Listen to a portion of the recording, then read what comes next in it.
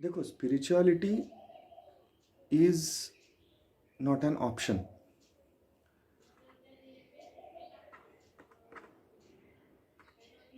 मतलब जस्ट कुछ इंटेलेक्चुअल चीज़ें पता चल गई, it's not about like what intellectuals discuss, है ना। मतलब जो इंटेलेक्चुअल्स होते हैं टिपिकल, वो स्पिरिचुअल बातें करते हैं। जैसे कोई फिल्मी लोग होते हैं जो फिल्मों की बातें करते हैं, कुछ लोग होते हैं जो सिर्फ पॉलिटिक्स की बात करते हैं, तो हम स्पिरिचुअल बातें करते हैं तो हम स्पिरिचुअल हो गए।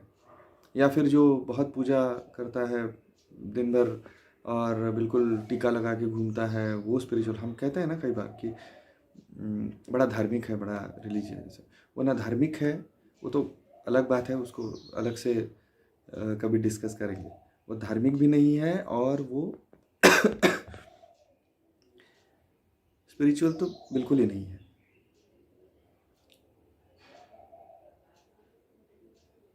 क्योंकि जो आदमी जिसको स्पिरिचुअलिटी, ये अंडरस्टैंडिंग की बात है, ये समझने वाली बात है। जब हमें कुछ अंडरस्टैंड हो जाता है ना, जब हमें बात समझ में आ जाती है, तो हमारा दुनिया की तरफ देखने का तरीका ही बदल जाता है, नज़रिया ही बदल जाता है पूरा। और जब नज़रिया बदलेगा तो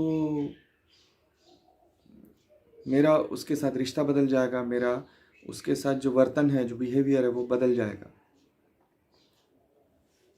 और जब मेरा रिश्ता बदलता है तो मुझ पर जो उसका असर होता है वो भी बदल जाता है। और ये बात पक्की है कि अभी ये बहुत बड़ा विषय है, इसमें कितना भी जितना कहें उतना कम है। पर यह बात पक्की है कि एक आध्यात्मिक आदमी, जो सच्चा आध्यात्मिक होता है, उसका जो संसार से रिश्ता बनता है, उसमें उसे डिप्रेशन कभी नहीं आता।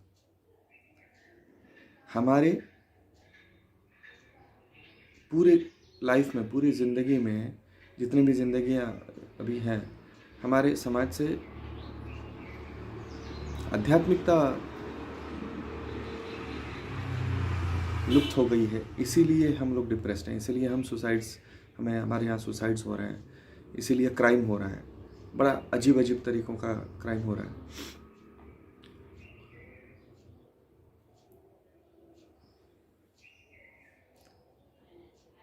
और ये सीखना पड़ेगा।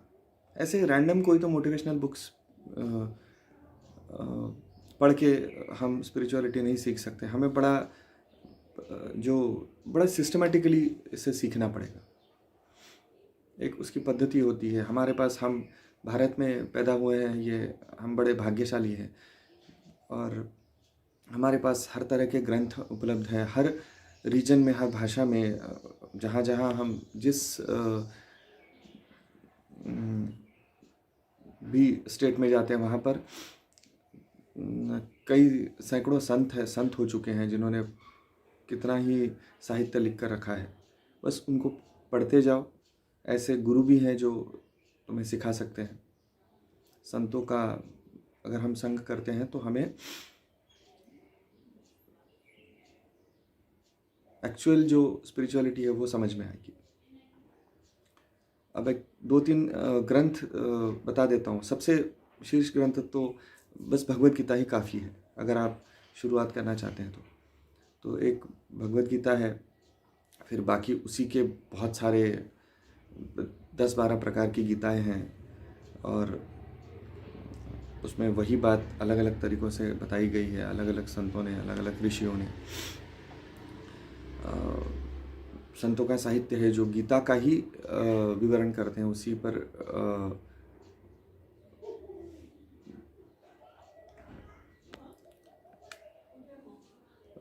बात करते हैं बार बार।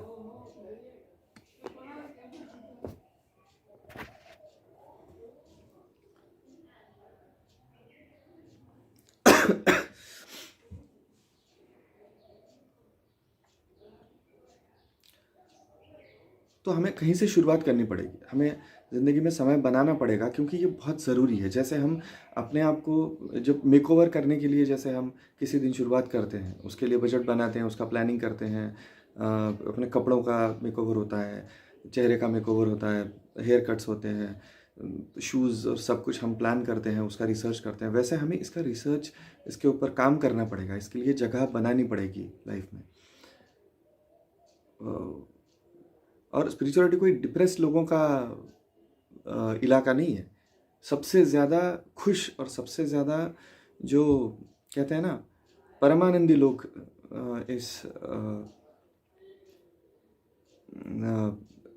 में होते हैं। तो शुरुआत की जाए, हमने भी करी है, हम भी पढ़ रहे हैं, कहीं ना कहीं से गीता सीख रहे हैं, जो जो किताबें उपलब्ध हैं वो पढ़ते जा रहे हैं। भारतीय साहित्य में अनेक ग्रंथ ऐसे हैं, साहित्य का भी वो हिस्सा है, हिंदी साहित्य का, मराठी साहित्य का, बाकी अनेक भाषाओं में वो जो संत साहित्य जो है वो साहित्य का हिस्सा है। तो हमें स्कूल कॉलेजों में भी पढ़ने को मिल जाता है। उसका ज़रा हम गंभीरता से अभ्यास करें तो शुरुआत हो जाएगी।